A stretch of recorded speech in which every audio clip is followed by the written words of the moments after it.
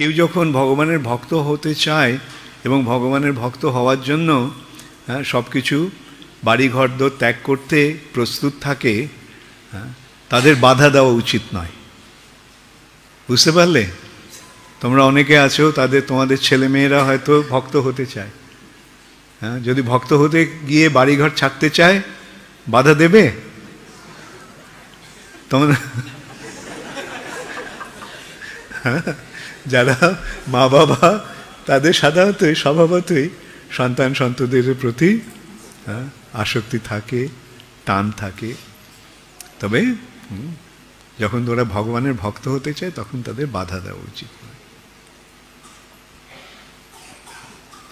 সম্প্রতি টিভিতে হয়তো, বা আমি শুনেছি টিভিতে কিংবা কোথায় একটা খুব আলোচনা হচ্ছে, অনেকে অভিযোগ করছে সরকারের কাছে যে ইসকন ওদের ছেলে মেয়েদের নিয়ে চলে গেছে, ওদের বাড়িতে মা বাবা রয়েছে, মা বাবার টাকা পয়সার দরকার, ওরা চাকরি ছেড়ে দিয়ে ইসকনে জয়েন করেছে, ইত্যাদি ইত্যাদি। একদিক দিয়ে এরকম কিছু লোক বলছে, অভিযোগ করছে, আবার অন্য দিক দিয়ে আমাদেরই কয়েকজন ভক্তের মা বাবারা গিয়ে দিয়েছে, টিভিতে প্রোগ্রাম দিয়েছে, আমার খুব ভালো হয়েছে, আমার ছেলে ভক্ত হয়ে গেছে।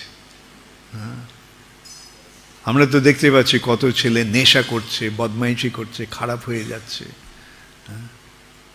বাড়িতে ভক্ত না হলেই যে বাবা মাকে দেখবে এমন তো নয়। আজকে কজন ছেলে মেয়ে বাবা মাকে দেখছে, ও বিয়ে করা পর্যন্ত হয়তো বাবা মাকে দেখছে।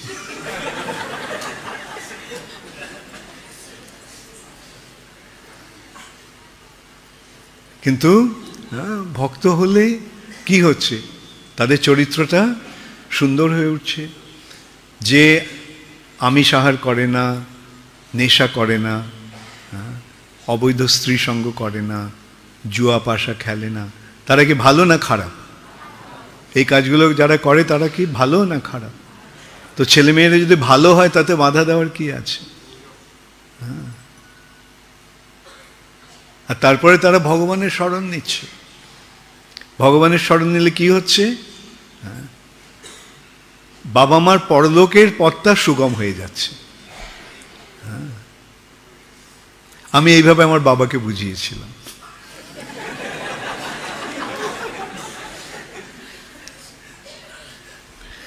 আমি বলেছিলাম, দেখো ঐহিক ব্যাপারটা তোমার বড় ছেলে দেখবে, আর তোমার পারলৌকিক ব্যাপারটা আমি দেখব।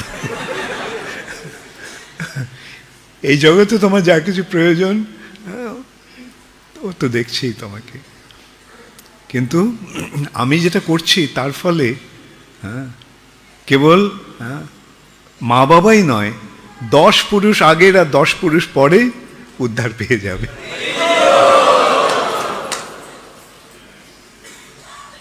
তো এই সমস্ত ব্যাপারগুলো বোঝা উচিত সকলের, এবং যারা বুঝতে পেরেছেন তারাই বুদ্ধিমান, তারাই বুদ্ধিমান।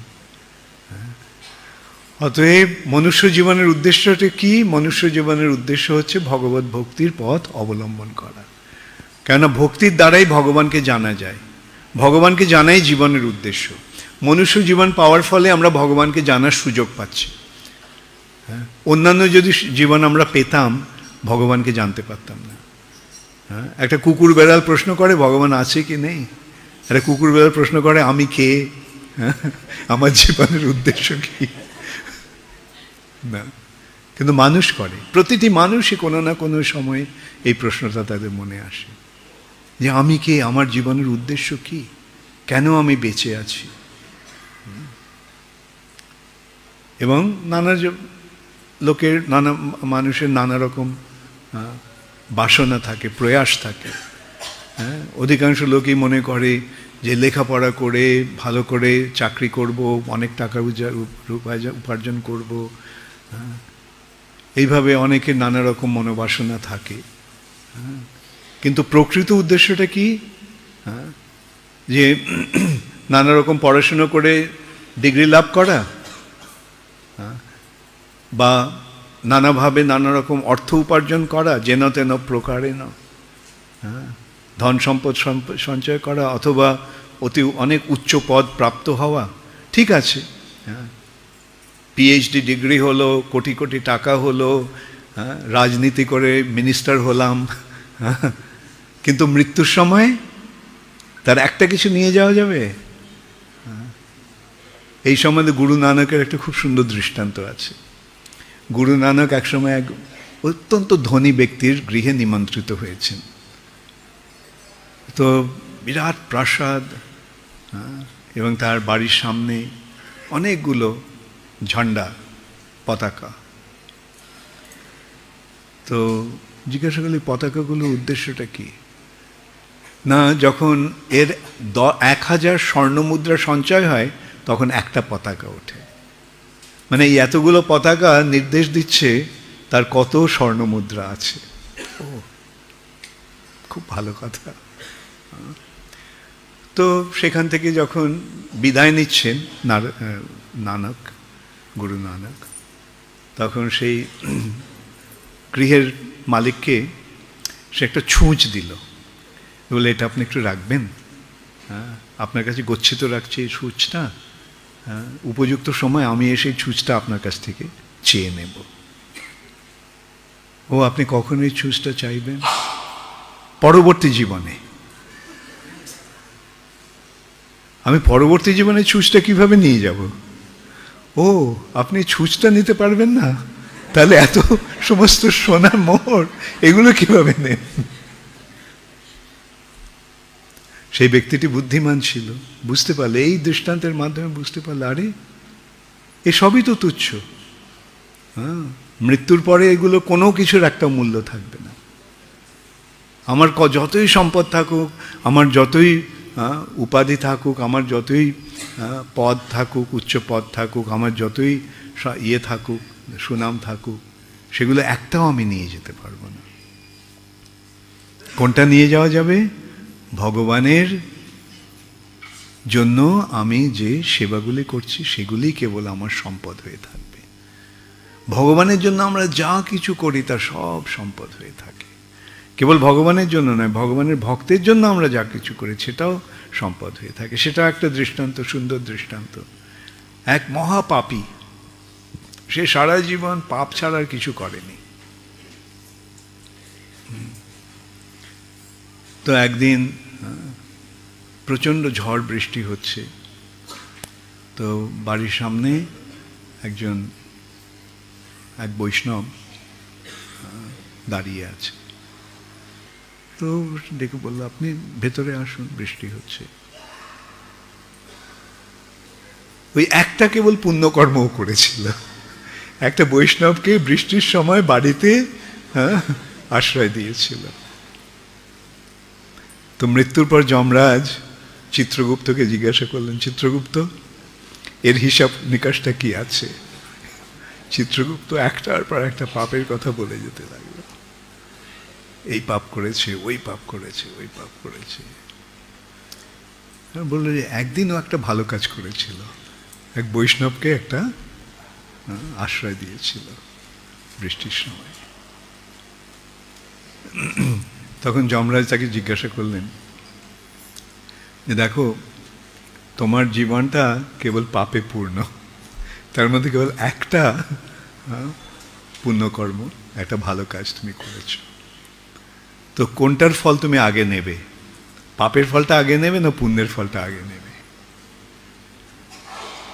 তো সে একটা বুদ্ধিমান ছিল, ও বললো আমি পুণ্যের ফলটা আগে নেব। ঠিক আছে, তোমার ওই এক পুণ্যকর্মের ফলে তুমি আবার একটা মনুষ্য জীবন পাবে। মনুষ্য জীবন পেয়ে তার ওই পূর্বজন্মের ওই কথাটা মনে রইল যমরাজের কাছে। তখন ভাবলো, একটা বৈষ্ণবকে একটু আশ্রয় দিয়ে আমার যদি এই লাভ হয়, তাহলে এই জীবনটা আমি সারা জীবনটা বৈষ্ণব সেবায় লাগিয়ে দেব।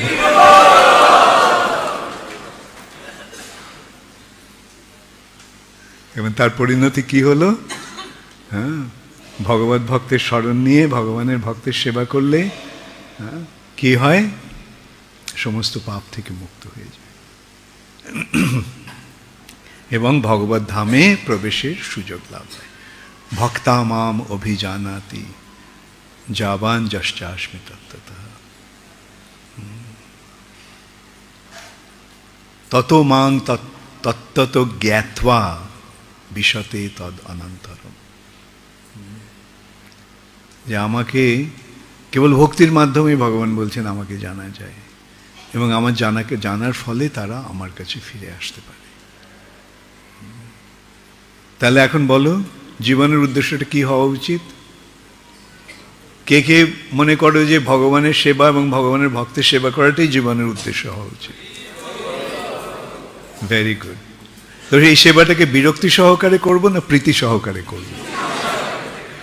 মনে থাকবে তো?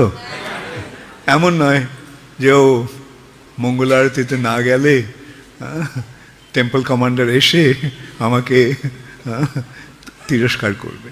চলো, যদি ইচ্ছে হচ্ছে না মঙ্গল আরতিতে যাই, সেই মনোভাব নিয়ে মঙ্গল আরতিতে যাব না।